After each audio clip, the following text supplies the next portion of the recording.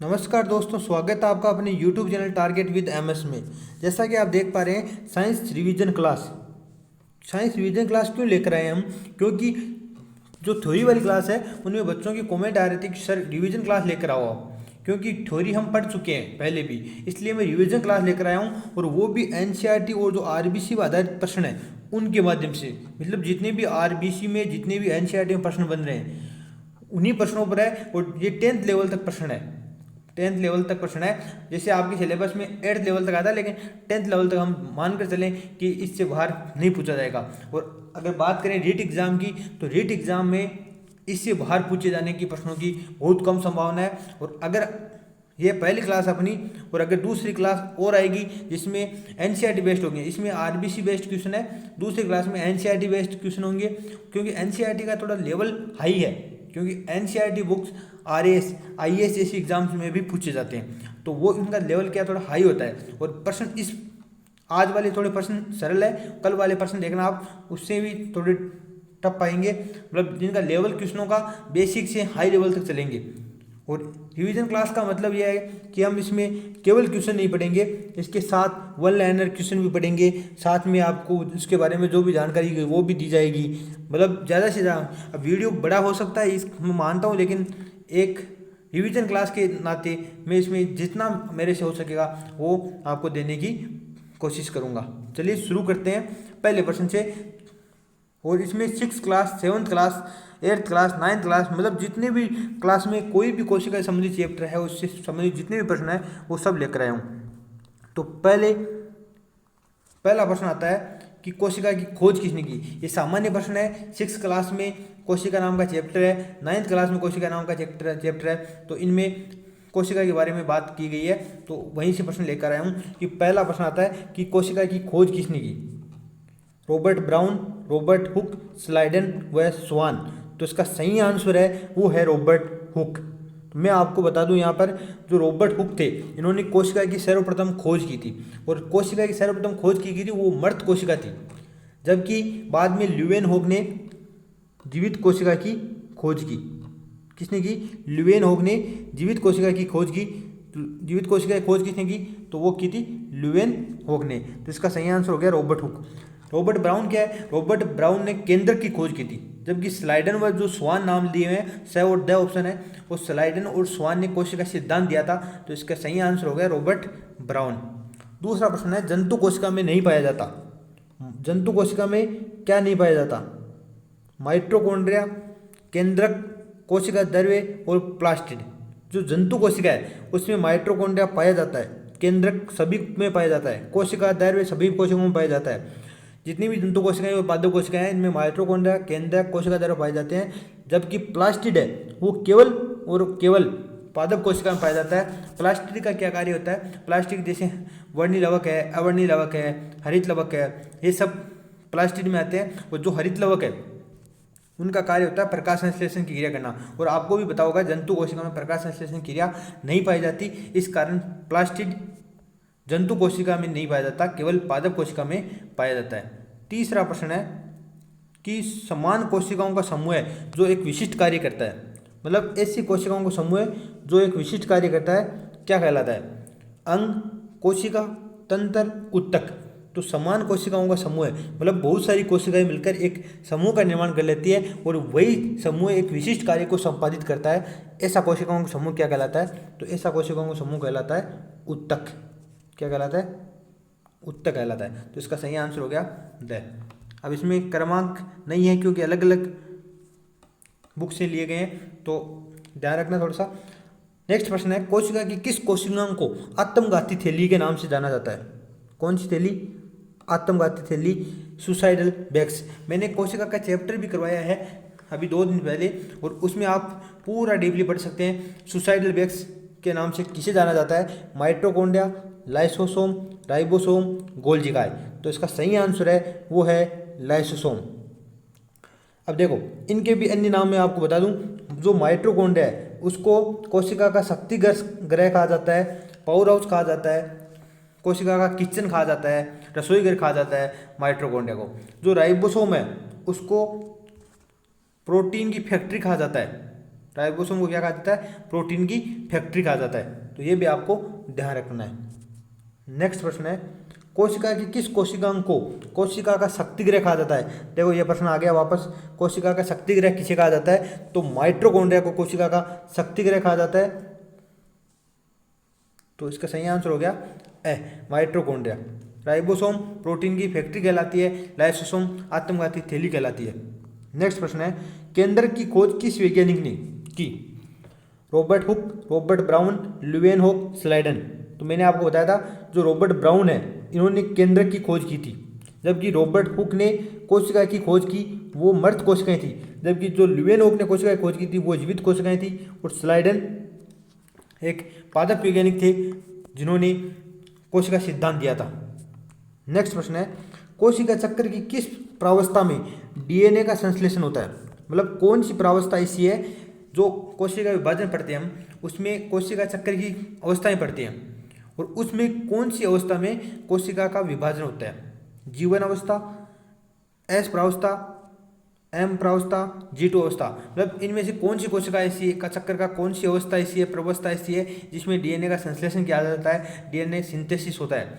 तो वो है एस अवस्था, सिंथेसिस अवस्था, जिसमें डीएनए का संश्लेषण होता है। जीवन अवस्था में डीएनए के संश्लेषण की जो आवश्यक प्रोटीन और राइबोसोम का निर्माण होता है, जबकि एस प्रावस्था में डीएनए का संश्लेषण किया जाता है, इनकी डीएनए का प्रतिकृति होती है।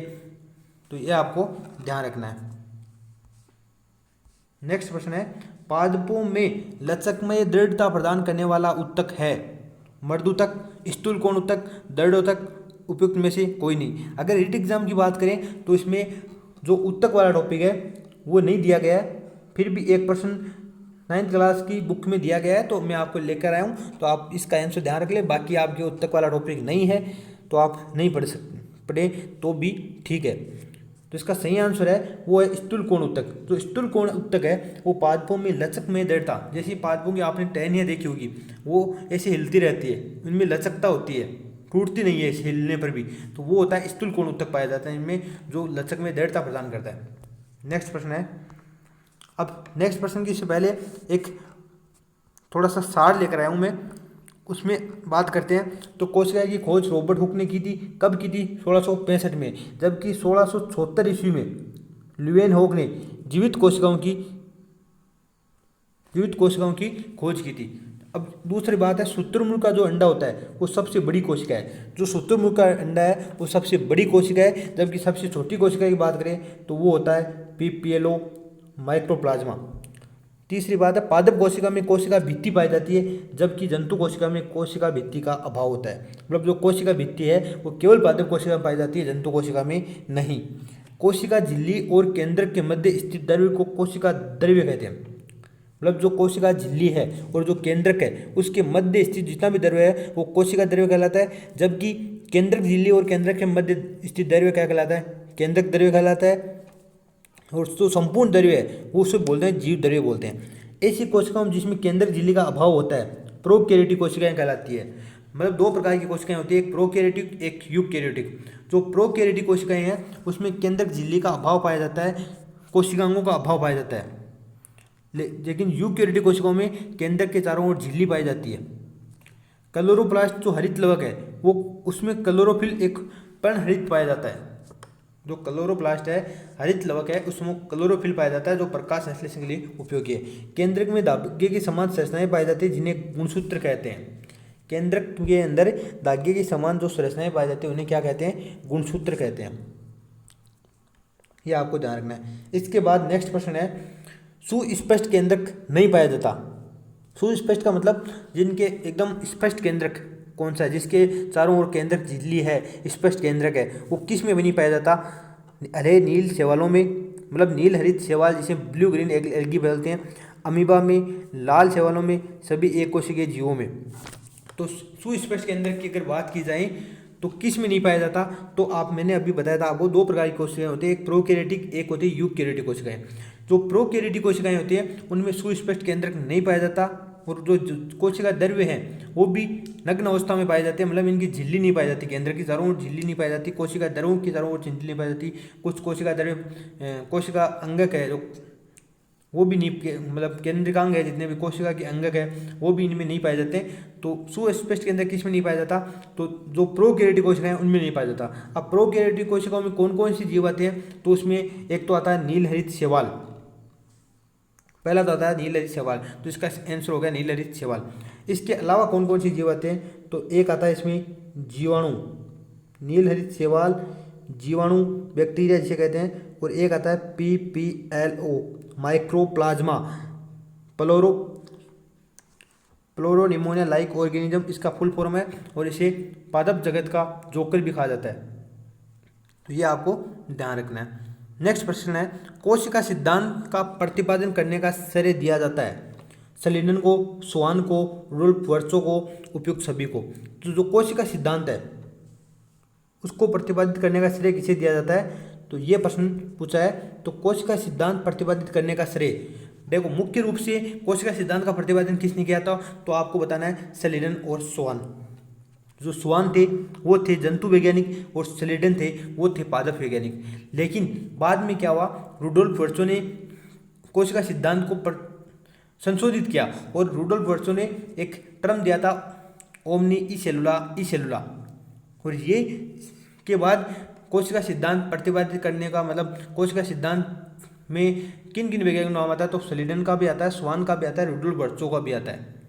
और जो उन्होंने एक अपनी भाषा में एक नाम दिया था ओमनी ई सेलुला, उसका मतलब होता है नई कोशिकाओं निर्माण पूर्ववर्ती कोशिकाओं से होता है। यह भी कोशिका सिद्धांत में रुडोल्फ वर्चो ने कहा था। इस वजह से इसका आंसर होगा उपयुक्त सभी, मतलब ये सभी है जो कोशिका सिद्धांत प्रतिपादित करने का श्रेय दिया जाता है इन सभी को। नेक्स्ट प्रश्न है, कोशिका कला बनी होती है। देखो कोशिका कला की बात करें तो कोशिका कला का मतलब होता है कोशिका झिल्ली, और कोशिका झिल्ली किससे बनी होती है, सेल्यूलोज की, पेक्टिन व पॉलीसेकेराइड की, फोस्फोलिपिड व प्रोटीन की, काइटिन की। तो आपको पता होगा जो कोशिका झिल्ली है वो फोस्फोलिपिड व प्रोटीन की बनी होती है। किसकी बनी होती है, फोस्फोलिपिड व प्रोटीन की। सेल्यूलोज की कोशिका भित्ति बनी होती है, क्या बनी होती है, जो कोशिका भित्ति है वो किसकी बनी होती है, सेल्यूलोज, पेक्टिन और पेप्टिडोग्लाइकेन की बनी होती है। जबकि काइटिन की क्या बनी होती है, तो जो कवक की कोशिका भित्ति है वो काइटिन की बनी होती है। ये रीट एग्जाम में पूछा भी जा चुका है। ये हम अगले चैप्टर आएगा जो सूक्ष्म जीव उसमें पढ़ेंगे कवक की भित्ति के बारे में। नेक्स्ट प्रश्न है, ऑक्जिसोम पाए जाते हैं केंद्र कला में, माइटोकॉन्ड्रिया में, गोल्जी काय में, लाइसोसोम में। तो जो ऑक्जिसोम है वो किस में पाए जाते हैं, इस बारे में आपको बताना है। तो जो ऑक्जिसोम है वो माइटोकॉन्ड्रिया की जो आंतरिक वलक है जिसको कहा जाता है क्रिस्टी, मतलब इसके अंदर एक आंतरिक झिल्ली पाई जाती है जिसमें ये वलन पाए जाते हैं, इन्हें क्रिस्टी कहा जाता है। और इन क्रिस्टी वाले जो वलन होते हैं यहाँ ऑक्जिसोम पाए जाते हैं। एक समर्थ कण पाए जाते हैं जिसे बोलते हैं F0 और F1, F0 और F1, इन्हें बोलते हैं ऑक्जिसोम, और ये पाए जाते हैं माइटोकॉन्ड्रिया में। तो इसका सही आंसर क्या हो गया, माइटोकॉन्ड्रिया। नेक्स्ट प्रश्न है, डीएनए व राइबोसोम पाए जाते हैं। ये प्रश्न मैंने अभी पिछले चैप्टर करवाया था, उसी टाइम बताया था कि ये एग्जाम में आरएस एग्जाम में तक पूछा जा चुका है कि मतलब कौन से ऐसे दो कोशिकांग हैं जिनमें स्वयं का डीएनए होता है और राइबोसोम होते हैं। और इसने यही पूछा है डीएनए व राइबोसोम किस में पाए जाते हैं। पहला ऑप्शन माइटोकॉन्ड्रिया, हरित लवक, केवल केंद्रक, अव्यय दोनों में। तो केंद्रक में तो डीएनए व राइबोसोम पाए जाते ही हैं, कहने की बात नहीं है। लेकिन जो माइटोकॉन्ड्रिया और हरित लवक है इनमें भी डीएनए व राइबोसोम मतलब खुद के डीएनए और खुद का राइबोसोम होता है। तो इसका सही आंसर क्या हो गया, तो इसका सही आंसर हो गया वो हो गया अव्यय दोनों। 80S व 70S किसके प्रकार है, 80S व 70S किसके प्रकार है, रिक्तिका के, लाइसोसोम के, तारका के, राइबोसोम के। जो 80S और 70S प्रकार है वो राइबोसोम के प्रकार है, मतलब राइबोसोम दो प्रकार के राइबोसोम है, 70S प्रकार के और 80S प्रकार के। 70S प्रकार के प्रोकैरियोटिक में, 80S प्रकार के यूकैरियोटिक कोशिकाओं में पाए जाते हैं। इनका भी बाद में विभाजन करते हैं, 80S को 60-40 बोलते हैं और इन दो 70S को 50-30 के बोला जाता है। टोनोब्लास्ट किस कोशिकांग से संबंधित है, खुरदरी अंतःप्रत्युतालिका, चिकनी अंतःप्रत्युतालिका, रिक्तिका, गोल्जिकाय। जो टोनोब्लास्ट है वो उसे जो रिक्तिका की जो झिल्ली होती है बाहर की उसको बोला जाता है टोनोब्लास्ट। रिक्तिका की जो झिल्ली होती है उसको क्या कहा जाता है, टोनोप्लास्ट कहा जाता है। तो ये किससे संबंधित है, रिक्तिका से संबंधित है। नेक्स्ट प्रश्न है पादपों में सामान्य संचित खाद्य है। अब देखो पादपों में जो भोजन है वो स्टार्च के रूप में संचित रहता है, जबकि जंतु में जो भोजन है वो ग्लाइकोजन के रूप में संचित रहता है। तो इसका सही आंसर हो गया स्टार्च। लेकिन जो अगर जंतुओं की बात करें तो उसमें भोजन किस रूप में संचित रहता है, ग्लाइकोजन में, सॉरी जंतु, एनिमल्स, ठीक है। अगर बात करें स्टार्च तो इसको मंड भी कहा जाता है, मंड भी कहा जाता है। नेक्स्ट प्रश्न है कोशिका चक्कर की अंतरावस्था की प्रावस्थाओं को सही क्रम क्या है। मतलब अगर कोशिका चक्कर की बात करें तो उसकी जो अंतरावस्था है, जो अंतरावस्था, दो अवस्था होती है, एक अंतरावस्था एक विभाजन अवस्था, एक इंटरफेज होती है एक माइटोसिस फेज होती है। एक अंतरावस्था है उसमें G1 S G2 G1 G2 S S G1 G2 और G2 G1 S। अब इसमें आपको बताना है इनका क्रम क्या है। तो इनका जो क्रम होता है वो होता है G1 S और G2। पहला G1 होता है, अधिकांश समय उसमें में व्यतीत होता है, फिर G2, फिर S और फिर M फेज, ये इनका चक्कर चलता है। तो इसका सही आंसर हो गया G1 S G2। नेक्स्ट प्रश्न है अमीबा में कोशिका द्रव्य विभाजन होता है विदलन विधि से, कोशिका पटलिका विधि से, उपयुक्त दोनों विधियों से कोशिका द्रव्य विभाजन नहीं होता, ये पूछा है। अमीबा में जो कोशिका द्रव्य का विभाजन होता है वो होता है विदलन विधि से। तो इसका सही आंसर हो गया विदलन विधि से। कोशिका जो पटलिका विधि है उसके द्वारा कोशिका जो विभाजन होता है या कोशिका द्रव्य विभाजन होता है वो होता है पादप कोशिका में। किसमें होता है, पादप कोशिका में। वायरस में पाया जाने वाला नाभिकीय अम्ल है।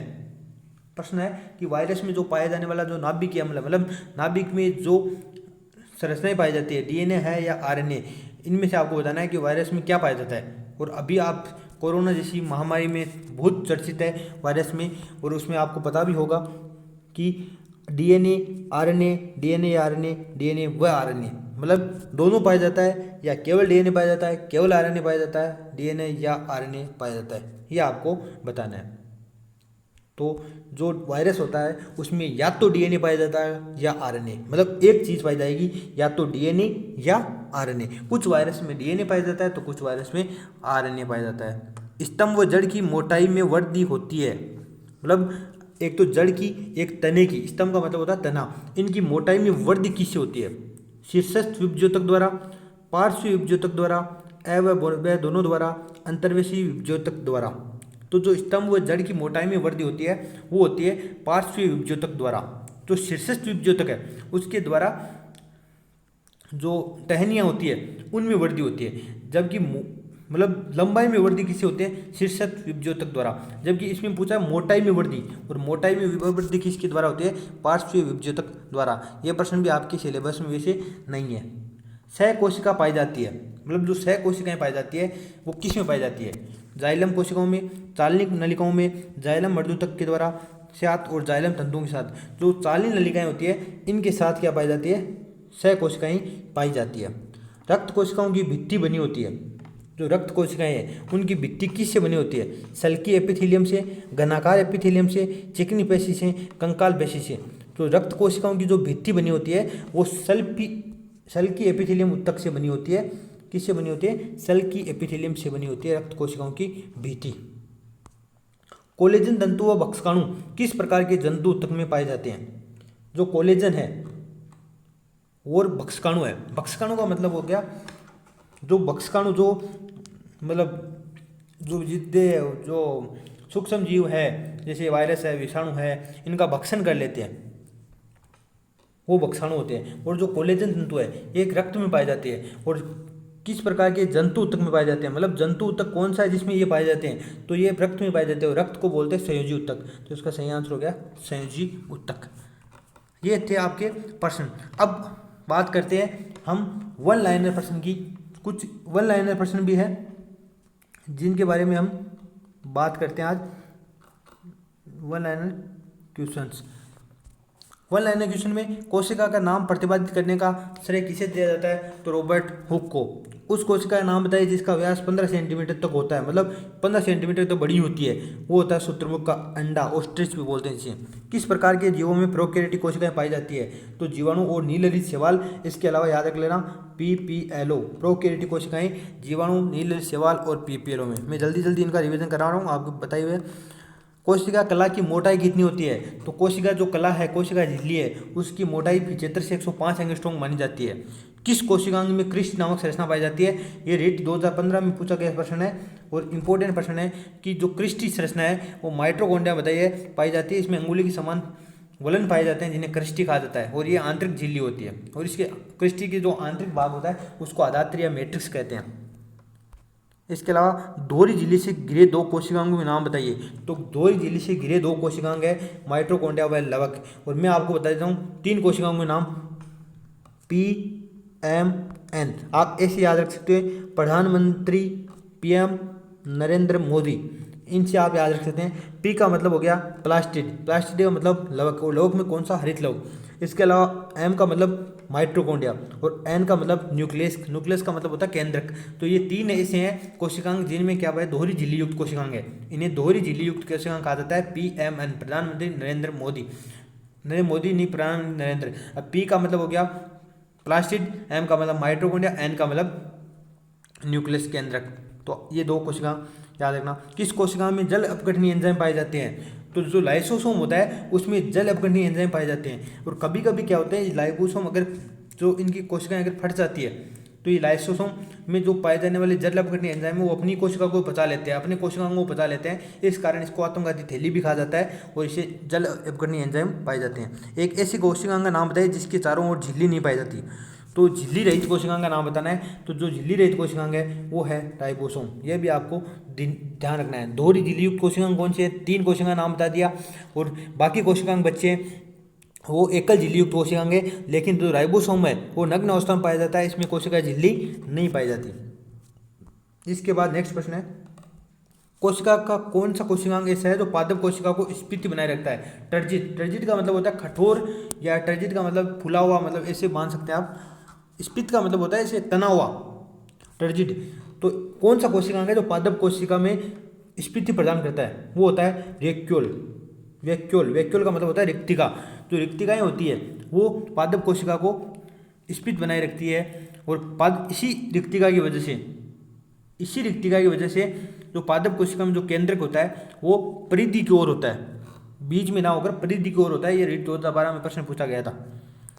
ऐसी 2 कोशिकाओं के नाम बताइए जिनमें केंद्रक नहीं पाए जाते, बहुत इंपॉर्टेंट प्रश्न है। और हर एग्जाम में, जैसे छोटी इंडिया लेवल की जितनी भी एग्जाम हो सकती है, जैसे बात करें रेलवे की एग्जाम्स की बात करें, SSC की एग्जाम्स की बात करें, तो ये कॉमन प्रश्न है कि ऐसी कोशिकांग जिसमें केंद्रक नहीं पाया जाता।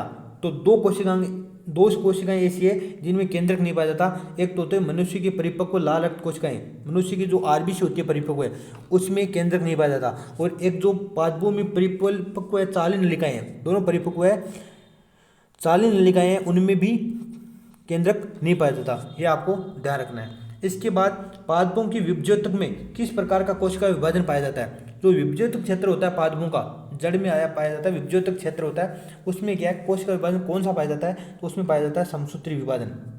मतलब पादपों की विभज्योतक भाग है उनमें समसूत्री विभाजन पाया जाता है। कोशिका विभाजन की किस प्रावस्था में केंद्रक कला व केंद्रक विलुप्त हो जाते हैं, तो कोशिका विभाजन की किस प्रावस्था में, मतलब कोशिका विभाजन की जो अंतरावस्था है उसकी जो प्रावस्थाएं होती है, उस प्रावस्था में पहली प्रावस्था आती है पूर्वावस्था, और उस पूर्वावस्था में जो केंद्रक कला है, मतलब केंद्र के चारों की झिल्ली, और केंद्रिक का मतलब होता है केंद्रिका, तो केंद्रिका और केंद्र के चारों झिल्ली पाई जाती है, वो विलुप्त हो जाती है।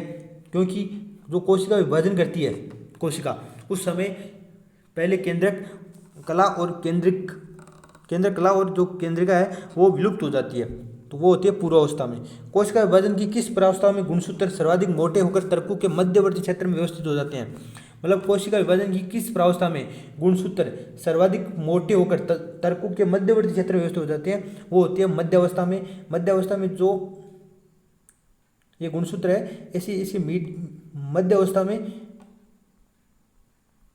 व्यवस्थित हो जाते हैं इस प्रकार।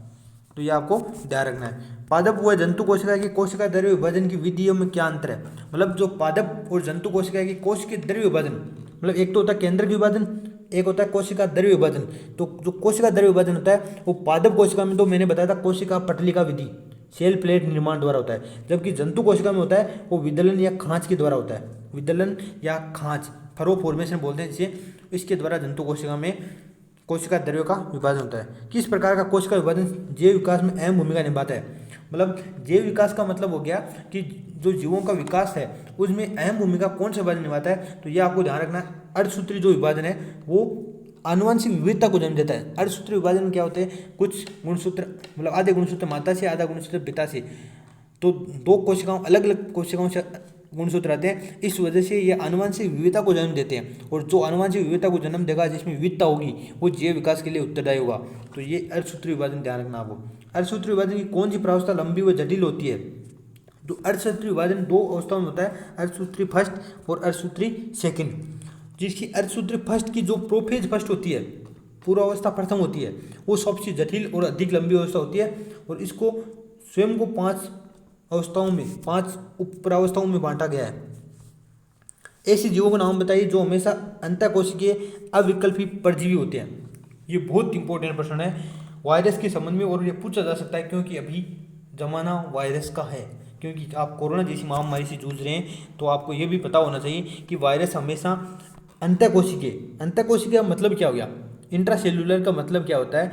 अंतःकोशिकीय का मतलब जो वायरस है, जैसा आपने सुना होगा कि वायरस बाहर, लॉकडाउन लगाने का मकसद यही था पहले कि अगर वायरस बाहर है, कहीं चिपका हुआ है किसी सतह पर, तो वो 24 घंटे के बाद निष्क्रिय हो जाएगा।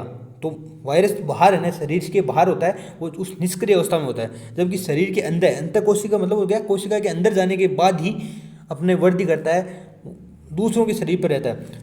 अविकल्पी का मतलब अगर वायरस मानव में हो रहा है तो वो मानव में होगा, जंतु में नहीं होगा, और जंतु में हो रहा है तो जंतु में होगा, मानव में नहीं होगा, जब तक उसमें म्यूटेशन नहीं होता है। मतलब एक विशेष प्राणी को ही, विशेष जाति के प्राणी को ही वो प्रभावित करता है। और परजीवी का मतलब हो गया, मतलब दूसरों के जीव शरीर में ही वृद्धि करेगा। पैरासाइट का मतलब हो गया दूसरों की जीवन से अपना भोजन प्राप्त करेगा। जैसे परजीवी पादपों की बात करें तो अमरबेल होते हैं, वो दूसरे पादपों से अपना भोजन ग्रहण करती है। उसी प्रकार ये वायरस भी अपने शरीर में जाने के बाद अपनी कोशिकाओं से भोजन ग्रहण करता है, तो ये परजीवी। मतलब याद रखना, अंतःकोशिकीय, अविकल्पी और परजीवी होते हैं। बहुत कॉमन प्रश्न है, पूछा जाता है। जंतु वायरस और पादप वायरस में क्या अंतर है? जो जंतु वायरस है उसका आनुवंशिक पदार्थ क्या होता है? डीएनए होता है। और जो पादप वायरस है उसका आनुवंशिक पदार्थ क्या होता है? आरएनए होता है। ये आपको ध्यान रखना है कि जो जंतु वायरस होता है, जंतु में जो वायरस फैलता है उसका आनुवंशिक पदार्थ क्या होता है? डीएनए होता है। और जो पादप वायरस है, अधिकांश मुख्यतः प्राय लिखा है, इसका मतलब कभी कभी दोनों भी पाए जाते हैं, तो उस वायरस में डीएनए भी पाया जाता है और आरएनए भी पाया जाता है। लेकिन अधिकांशतः या मुख्यतः क्या होता है? जंतु वायरस होता है उसमें आनुवंशिक पदार्थ होता है डीएनए, जबकि पादप वायरस में आनुवंशिक पदार्थ होता है आरएनए। ये आपको ध्यान रखना है। वायरस कण के चारों ओर पाया जाने वाला खोल कैप्सिड किस पदार्थ का बना होता है? तो वायरस कण के चारों ओर जो कैप्सिड पाया जाता है वो किसका बना होता है? प्रोटीन का बना होता है। तो ये आपको ध्यान रखना है। ये था अपना पहली क्लास। अब काफ़ी लंबी क्लास चली है, तो उम्मीद करता हूँ आपको ये सब क्वेश्चन क्लियर हुए होंगे, और हम इसी रिवीजन क्लास को आगे बढ़ाएंगे। और यह क्लास थी आरबीसी बेस्ड, और अब नेक्स्ट क्लास आएगी वो एनसीईआरटी बेस्ड आएगी, और उस क्लास में आप थोड़ी सी प्रिपेयर होकर आएँ, टॉपिक को पढ़कर आएँ, ताकि आपको समझने में दिक्कत नहीं हो। क्योंकि वो प्रश्न इस प्रकार से बनाए हुए हैं कि नॉर्मल स्टूडेंट कन्फ्यूज हो सकता है, थोड़ी सी एक लेवल उनका हाई है। तो आप निश्चिंत रहिए और पढ़ते रहिए, तैयारी करते रहिए, इसी साधता के साथ, इसी आशा के साथ। धन्यवाद।